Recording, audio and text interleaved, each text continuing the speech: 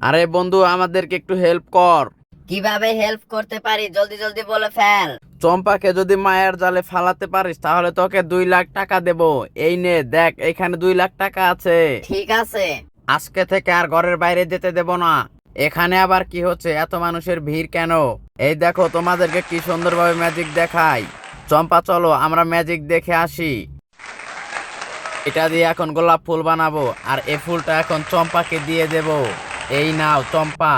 তো এখন চলে আসো, তোমাকে এখন 2 ডুম করে মানুষকে দেখাবো কি ম্যাজিক, দেখো।